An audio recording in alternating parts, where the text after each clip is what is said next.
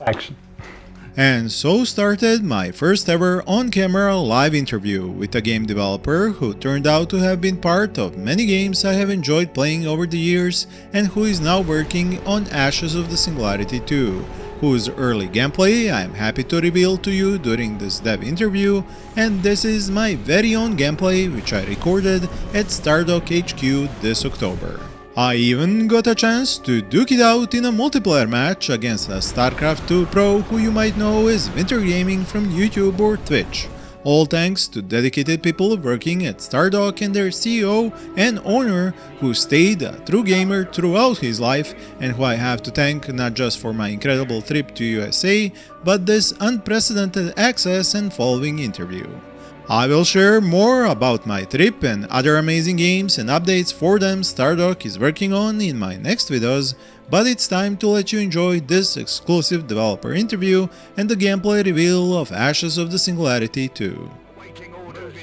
You can also ask your own questions, as the developers will be doing, and Ask Me Anything today on their official Discord, the link to which is in the description of this video. So I would like you to introduce yourself first, because my audience might not know of you or your work, so start there. Hi, I'm Brett Norton. I'm the executive producer on Ashes of the Singularity II for Oxide Games. Okay, so let's start with the games you worked on, which inspired you the most to go into the direction that Ashes is.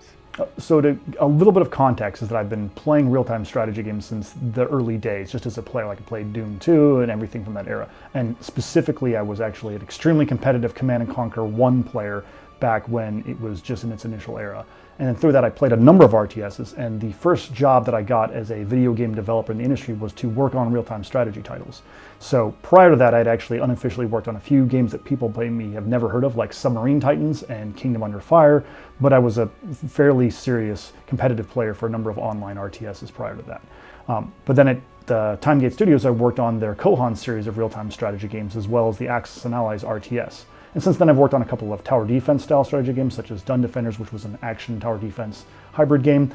But I haven't worked on a real-time strategy game since then. But I spent many years playing real-time strategy games, and then several years again after that working on real-time strategy games and various other strategy games as well. Submarine Titans is a game I often mention in my videos because I want more people to discover. And it's just too bad that it's so old at this point that they don't want to play it just because how it looks. But looks can be deceiving. Super unique and a very cool and interesting game. There's just no games, almost no games ever now made that do naval, and in that, like that the naval is the main event. Yeah. The naval is always like aspect that shows up later, maybe.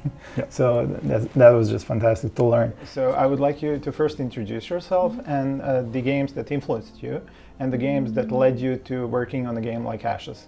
Ooh. That's a great question. Okay, so my name is Gabriela Lescour. I am the narrative and experience lead. Games that influenced me and definitely that led me to think about the narrative for Ashes is Mass Effect. I know that's a little bit out of genre, but what I think that does is it gives you a level of immersion to feel like you really care about the mission at hand. You feel like you're in the middle of an intergalactic battle where the people that surround you are important. And as we begin to work on the campaigns and consider that element of gameplay, that's definitely a point of inspiration. But of course, there's within the genre a lot of games that influence the game design, and I always look to Brett for that. Where things that people have done really good work in the past, drawing people in to tying the narrative and the gameplay together in a synergistic way. What are certain missions from past games that we've really enjoyed? So definitely I'm always talking to Brett about what are past examples of successes that we want to incorporate in our game design for Ashes too. That just means you have to have a Tanya level, if you know what I mean by that. Gotcha, Yeah, we were actually talking about Red Alert yesterday. So let's go over the fact, what do you want Ashes 2 to be that Ashes 1 was not? So Ashes 1 was, a game for its era was trying to be very much in the vein of these large-scale combat games. It was sort of viewed as a spiritual successor to some, I shouldn't say exactly, but inspired heavily by Total Annihilation, inspired heavily by Supreme Commander, which were games that the founders of Oxide were huge fans of. And they were like, we have this engine as well that's very good at doing lots of things on screen. For a strategy game, they built the Nitrous engine from the ground up to explicitly be a strategy game engine that could do lots of stuff on screen. So like, well, then we should probably make a game that does lots of stuff on screen. So that's what led them to do Ashes of the Singularity, and why you would see a lot of inspirations from games like TA and Supreme Commander, things like the streaming economy, as well as just some of the volumes of units that you see in that game. It was a relatively short dev cycle game, and as many years later now, almost 10 years later now for Ashes 2, we've sort of circled back, and after working on Aura History Untold, they're like, we want to do another real-time strategy game, we want to do a sequel to Ashes. What do we want to do, and how are we going to make it different? I was brought into Oxide a while back, and as we started kicking off the Ashes of the Singularity II, we sat around and worked with the founders of Oxide, as well as the people at Stardock who were publishing the game, and thought, like, what are we going to do to make Ashes 2 feel unique? How is it going to stand out from all the other RTS games, and how is it not just going to be a reskin of Ashes 1 or a reskin of the games that inspired it? How can we offer something that feels exciting and interesting? And one of the things we talked about a lot was, how can we make this game more accessible and intuitive, and how can we get the game to this big scale of combat that you see in games like TA, Supreme Commander, even in Ashes 1, faster, easier, so players feel like they're managing an entire war across multiple fronts, across multiple areas with large armies, and get to that and make that really fun and easy to do. And that's what led us to the path for Ashes of the Singularity II. We were like, we're going to have to change some things to accomplish that, because there was still a lot of very specific micromanagement you had to do to play Ashes 1, and we wanted to see what can we take out, what was the unfun micromanagement of Ashes 1, and how can we move that to making more fun and interesting strategic decisions in Ashes 2 to get to that sort of awesome, cool, large, epic warfare faster, sooner. And there was a few other things we threw in there, like we wanted to try out procedural maps, because we had a new procedural map system from Aura, from the tech that we designed for Aura History Untold that was not in Ashes 1, so we're like, we should try to incorporate this. Let's use this because we've got this great procedural map system for strategy games. Let's use this as a way to also offer players with more replayable, almost more roguelike style maps, so they can go in not having the map memorized. They need to use early reconnaissance and scouting and try to add some more interesting exploration elements to the game as well. So it's a hybrid of the things we wanted to do, the things we wanted to do differently, and then leveraging some of the cool technology that our engine gives us that didn't exist at the time of Ashes 1. So as I was playing it myself, I was starting to get the feeling that I'm a general, not a commander. Even though the whole genre feels like you're the commander and you're individual units moving, maybe in some games you have squads and such, but this is a game that's really starting to ping with me like I'm the general. I'm just moving the forces, the armies, not the individual units, not having to micro so much. And I think a lot of the audience for RTS games that got older doesn't want the APM to be like the king. They want like the brain to be the king. So just thinking about your next move. And I felt in a game that I was having a 1v1 multiplayer, I felt like it was chess. Because I knew as soon as I started pushing out bombers, I knew like 5 minutes later I'm going to see a lot of anti-air. So that means I have to build a lot of tanks. But if I start building tanks, I'm going to see maybe some anti-tank infantry. But then I need artillery to counter it. And I was like playing it over and over again. And I was just thinking, oh, but does my opponent know all of this? So it literally felt like chess. And that's the difference between being a general and a commander. The general plays chess, and the commander moves the units, and that's the great thing about this game, the feeling that I'm getting even from this early build. I'm glad that came through. We were really hoping for that, and it's been an interesting road getting us to that. But we wanted to push exactly that feeling that you described. That's what we had hoped for, and we've done internal playtests, but this is our first external playtest, bringing people in who aren't on Stardock or Oxide side, and it's great to hear that came across, because that's exactly what we saw people within our studio doing too, and we're like, hopefully this catches on and people who aren't part of the dev team get that experience as well, because that's what we are trying to capture. Yeah, it's fantastic. So Orbitals, are they going to feel like endgame weapons, or weapons to like move a battle, the needle from I'm losing maybe to I'm winning maybe? It's more of what the latter you described. We want them to be twists on gameplay, and we have a couple of different styles of these orbital abilities that we want to include. Some of them are reconnaissance based, some of them more offensive, defensive, some are even economic.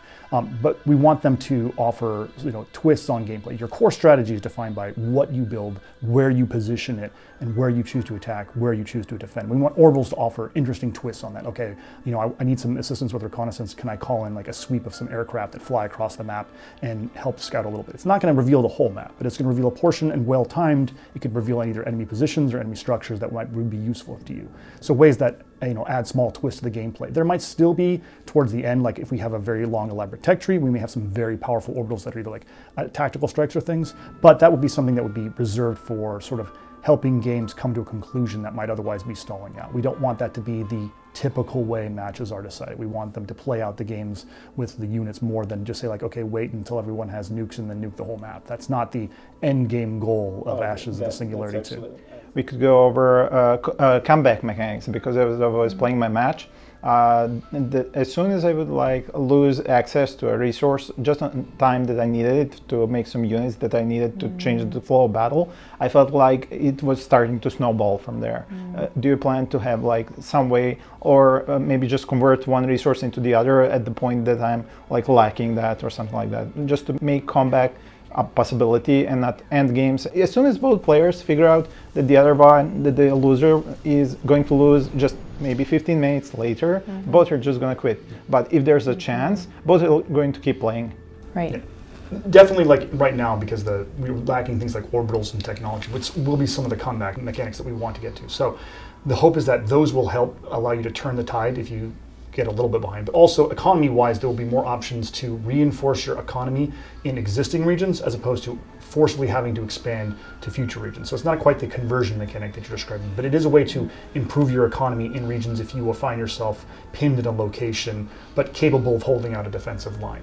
Some of those are not currently in the game right now, so unfortunately without access to them, you can't build them right now. We wanted to, especially early on, test like how much does it take to push the mechanic for capturing regions, seeing how the front line plays out, and without trying to incentivize too much players staying in a corner of the map and then just building up to sort of some large endgame army and then going out and conquering the entire map. We do want to encourage that level of frontline spread, but we do want solutions to prevent the snowball. And to note, much like Ashes 1, there was the mechanic for Terrenium, which if you captured specific regions, that would increase the Terrenium mechanic. If you reach a critical mass of Terrenium, it actually ended the game right there. So that's one of the possible victory condition options that is expected to come. And we're going to be incorporating that as you can either play the game just pure elimination, where it's, you have to kill all the other players to win, or you can play for the Terrenium generators. And the Terrenium generators will seed the map anywhere between, usually we try to keep it between an odd number, say like 3 on a map. And so if you can control 2 of those regions for enough amount of time, you don't have to play out the game in the sense like, okay, I have to play until literally someone's hunkered down, I have to grind through for 20 to 30 more minutes to finish them off. I can just capture the Terrenium region, and if they're incapable of doing it, the game naturally concludes, which is similar to what you described, where I've achieved and amassed enough of an economic victory that victory seems inevitable, and you don't have to sit there and play like the last 20 minutes just to play out those final effects. So we have a couple of victory conditions that should help, but also for someone who is on the losing end of the snowball, ways to recover and ways to make a comeback without feeling like they're done and the game was over the moment they lost a couple of frontline regions. Okay. Yeah. Did you want to connect to that? Yeah, so having the element of surprise is important. I think orbitals are intended to have that element.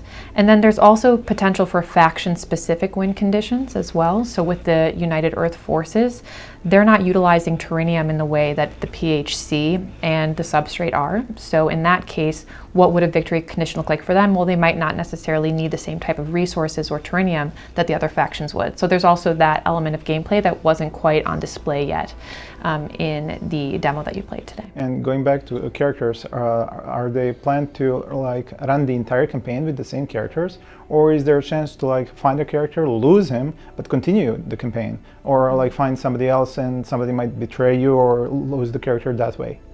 Depending on like the mainline mission and then potential expansions that come on, that'll put some of this into play. I don't want to spoil the plot, but the intention is that when you're playing the campaign, there will be certain characters that are with you along the way, some that you find at different missions, and some who's maybe are not who you thought that they were at the beginning. So with those characters are also the options to introduce different technologies, orbitals, and elements of gameplay. Going back to gameplay, units are going to be strong versus each other based on what exactly? Just an artificial bonus, weapon versus armor, or what makes a bomber good against infantry? Is it just a bonus to its weapon versus infantry? Like if it's targeting infantry, it deals more damage. Is that like just like that? There's no weapon armor system. There is a weapon armor system actually right now. The current game that we're trying to avoid arbitrary specific role type bonuses. For example, right now the bombers are effective against infantry because they have a high splash damage weapon, and infantry, by virtue of how they're produced and how their formations work, are much more tightly compacted. They're the most vulnerable unit. Susceptible, yeah. They're most susceptible to area of effect attacks, which includes things from artillery as well as the bomber right now. So it's sort of a natural weakness to it. Like, we didn't script anything into it to say bombers do +5 damage against infantry. There's none of that in the game right now. We're trying very hard to avoid that, and we're trying to avoid very esoteric damage type systems, which you would see in other RTSs, like, oh, this unit is mechanical, therefore it takes minus 20% damage from explosions. Like, we're trying to keep it a bit more simple. If there may be still armor components, but it'd be very more direct in terms of, like, tanks have armor and the anti-tank weapons just have high armor piercing, and that's what makes them more effective. And that's actually excellent because it doesn't require reading tooltips, it doesn't require remembering things, it just comes naturally, and that's something that I really like. And now, mentioning tech, do units, once they tech up, can you still build the lower tech for like a cheaper cost, or are you stuck with just using the higher tech unit? So in terms of, like, you're talking about like tech in terms of the tech tree, the technology system that isn't in, or just like progressing to the units as they are right now? Yeah, for example, because you mentioned that the rifleman can go into the next unit type, but does that mean the rifleman as a unit is gone from your choice? Or we don't plan on deprecating any of your roster. You can still recruit those. You'll just gain access to new things, or you'll gain access to the ability to upgrade an existing unit. That's the on the battlefield while it's traveling. Yeah. Don't hold us that is the long-term feature plan, but our initial plan had been like, you can recruit a rifle squad and then upgrade them to another subset later. And it's not going to be every unit in the game. We're not going to have, like, every unit will have an upgrade, but specifically, especially with faction-specific things, that's an area of where you mentioned asymmetry between the factions, is having different potential upgrades between the factions is something that's cool. But again, that's a down-the-road feature that we'll be looking at. Is that going to be like the veteran system for Ashes? Like, no experience collecting, if the unit survives long enough, it gets better weapons, but that upgrade is going to be like its veteran level? The experience system is something that we expect to bring back. I don't want to commit to the solutions, but for example, the army system that we have right now, we are looking at what bonuses we can attach to armies and keeping armies alive, as well as perhaps at the unit level as well too. If a unit survives long enough and accumulates experience. It's going to tie a bit into how we work with armies in terms of like splitting and managing armies, because we want to make sure that we have to work at like how does experience transfer if we allow splitting and merging of armies. But at the same time, we want to have incentives for keeping things alive for long periods of times and have stat growth with that too, or other benefits that we can attach down the road. I don't want to go into too much details because we're mostly making sure that we like the UX and the controls first, and then from that we want to attach bonuses. But very much like in Ashes 1, the Dreadnoughts, when upgraded, could get army-wide bonuses to things like attack rate and other things. And we want to bring those back and actually make them more accessible, because they were locked behind Dreadnoughts in Ashes 1 and then locked behind leveling up your Dreadnoughts in Ashes 1. And we want that to be accessible sooner and earlier because it was just cool. There was a lot of awesome upgrades in that, and we'd like to see those happen earlier in gameplay and unlocked, especially in the campaign and things, stuff you get access to, because I think it's fairly late into the campaign when you get access to them, and they're just really awesome. Are characters going to be able to level up, upgrade, change their stats, maybe weapons, maybe go into a vehicle or something like that? For at least the mainline mission right now, the characters are individuals who are providing you with information on the battlefield, who are attached to either technologies or to certain armies and units, so their fate or their perspectives are attached to a certain gameplay function. At present, I don't think we've decided if that's within scope to be able to have upgrades be attached to characters, but the characters are giving you information about their area of expertise, and that will be attached to the upgrades that you choose. The sort of RPG style character progression through missions is not currently on the list. It's not something we've ruled out entirely, but it's not something that we're like building the campaign around. So it's not like, say, like Warcraft 3 or other ones which are extremely hero focused, which are extremely hero progression focused. That's not the nature of our campaign right now. Yeah, definitely. That's not something I would expect. Yeah. So units attack on the move. Every unit can fire while moving, or the artillery is an exception, maybe?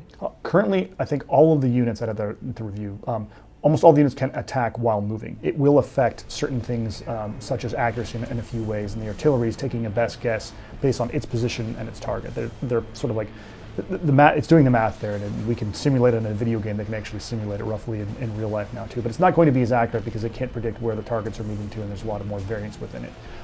But all units with limited exceptions, can attack while moving. It's part of sort of their profile, and they will respond automatically while moving. If you really want to have we're looking at, for example, a move without firing, but in the most cases, especially with what players expect, they think that if a hostile unit enters range, they want their units to open fire on it without interrupting their motion. There are a handful of units that can't turret rotate long enough to do that, but many of the vehicles have functional turrets where they can rotate their turret, shoot at something while still moving to the destination you've chosen, and that's intentional. We wanted units to feel intelligent and respond to fire without breaking your orders. So because you have fog of war, but you also have a radar, so the enemy units can be seen if they enter the radar range, but still be in the fog of war. Do we get an outline or an icon? How does that work?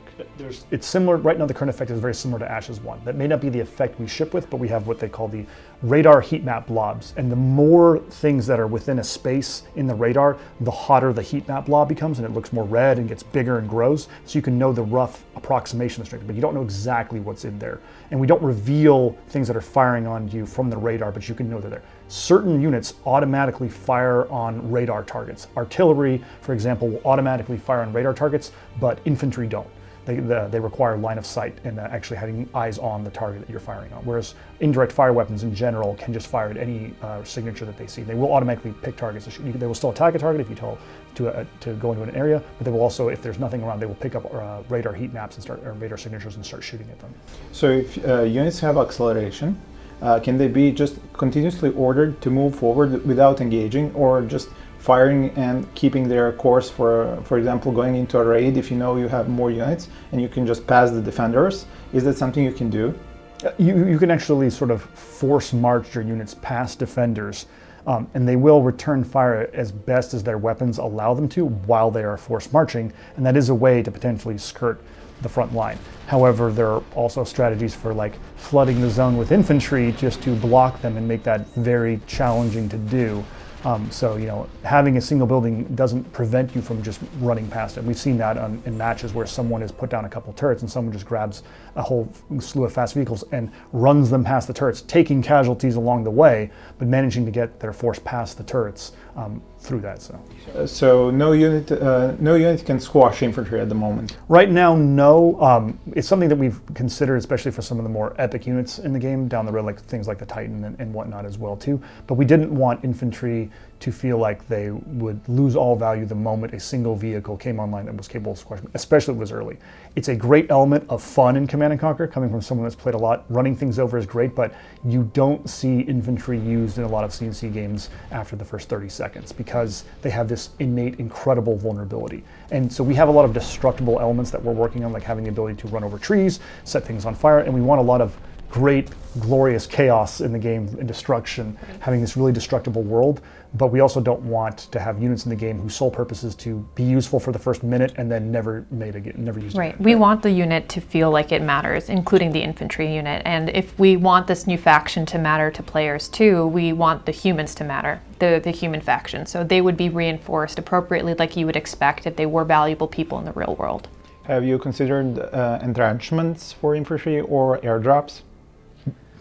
Yes to both. Yes, we have. There are entrenchment systems we've discussed, which are its own system, which wouldn't necessarily apply just to only infantry. Like you can entrench tanks and other armor, but we've talked about like how far would we go with this. And airdrops is likely something that would be a combination of either tech and or orbitals.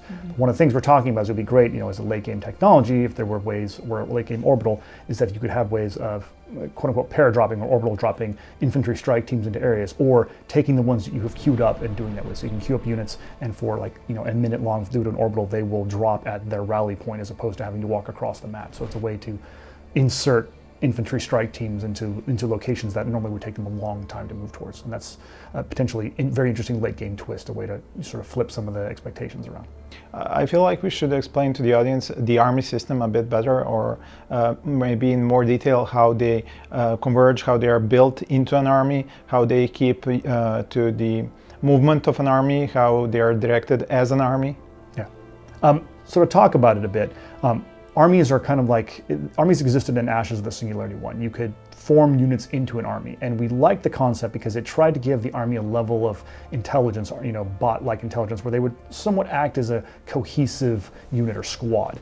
But there were some limitations with it too, and the reinforcement system didn't quite work as well as we wanted to. So we wanted to, in Ashes, II, we thought, what if we made the default thing an army? When you recruit a unit, it always goes into an army, and it's always part of an army. And rather than ordering each individual unit or each individual infantry person around, you would recruit squads of infantry, say like 7 infantry. They would go into an army, and you could recruit more squads of infantry into that army.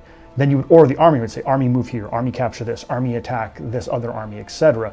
And you can reinforce the army later. You can say, cool, I need to add some tanks to this infantry army, or I just want to spam a lot of infantry and add 10 more infantry units. You can do that. You can reinforce the existing army, or you can create a new army. So if you're someone that wants to do a lot of very custom and bespoke micromanagement, you can create lots of armies. You can say, cool, I'm going to create 5 or 6 or 7 different armies, each with very small purposes. But if you just want to manage a small number, it's like 2 to 3 very focused, like I want maybe a reconnaissance army and a frontline army and maybe 1 small support army, you can do it with just 3 armies, and you only have 3 things that you have to control, and everything is grouped into that. And as long as you reinforce that army and add new units to it, you don't have to continuously remap or reselect things, regroup them into hotkeys and anything like that. It just happens automatically. And you can even select an army, say reinforce, and the reinforcements will spawn from the closest production building to that army intelligently, no selection needed, and then move over to it. And you can use this to your advantage while attacking, advancing your front line, because you can build a production facility closer to the enemy, and your army on the front line will then be reinforced by that now closer production facility. So you don't have to wait for units in the back of your base to crawl across the entire map. You can be like, even with like, again, infantry, you can build a barracks right on the front line and then reinforce your armies with infantry from that barracks on the front line, much closer than having them go across the entire map. And that's a huge part of the late game strategy. Where do I put that barracks? If the closer I put it to the front line, the more useful it is, the more vulnerable it is. So what do you decide to do? Frontline management is a huge part of the game, and what makes it, I think, unique as well is region control and this idea of the constantly moving front line. So thinking about what production facilities you want to put and where strategically so that they auto spawn to where that army is and where the reinforcements are coming from. So that's an element of gameplay that I think it's really assisted by the army concept.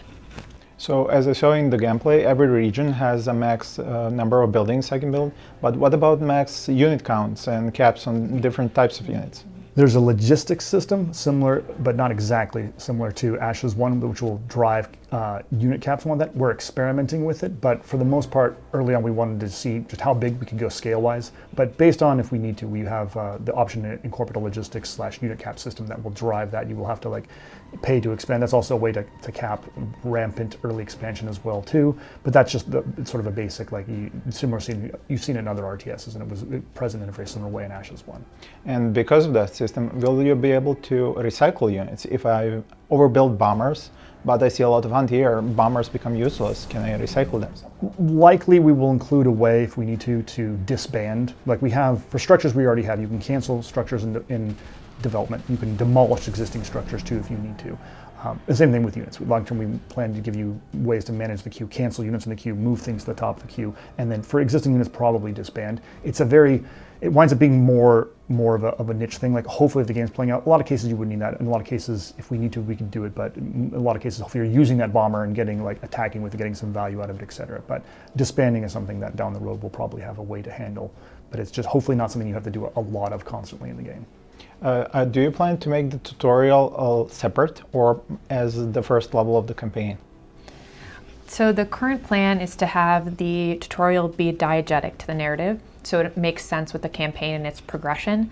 We are currently planning on slowly introducing elements of the game, but not in a way that takes away from the fun for an experienced player. So an experienced player should be able to enjoy the first few missions, even though there is some tutorialization in there. We want there to be unique challenge, even when there is limitation, by having a stepwise tutorial process. But the campaign should not feel like a tutorial en masse. The campaign should be enjoyable with some elements of tutorialization. And I think that we're looking at having some elements of tutorialization in multiplayer, potentially, or skirmish as well, but that's obviously contingent on tech and how we would pace that without slowing people down. For gameplay modes, I'm not sure how much you can talk about those. Like, do you feel that the 1v1 mode is going to be played more, or the team games? How do you envision players? Like, do you envision them having urge to play in team games, or maybe going for 1v1s and like proving their skill? It's going to be tough to know, but we hope that we get a lot of players in games and get to see a lot of team games. But we're going to provide access to both, and we hope that both are fun.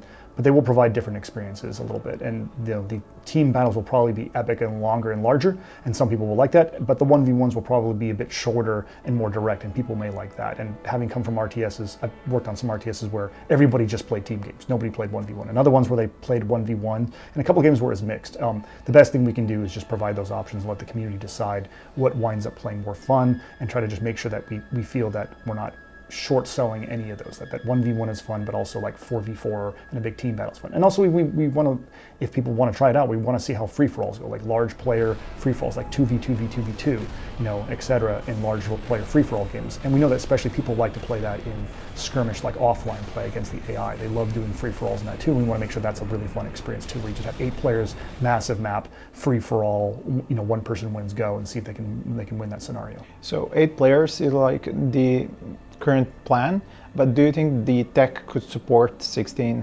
32?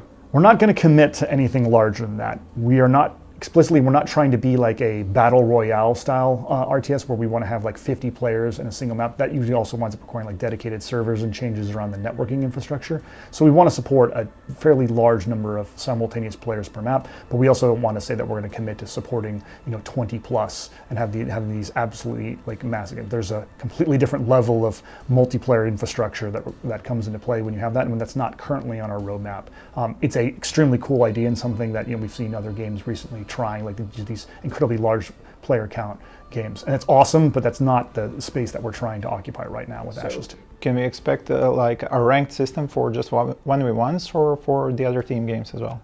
Especially at least for 1v1, we hope that we can do stuff formally for teams as well, too, having if necessary separate ladders, but definitely having ranked matchmaking systems for that is the expectation. And do you plan to make a customization system of any sorts for players to like maybe unlock as they play, or just be given all customization options for like skirmish or multiplayer at once?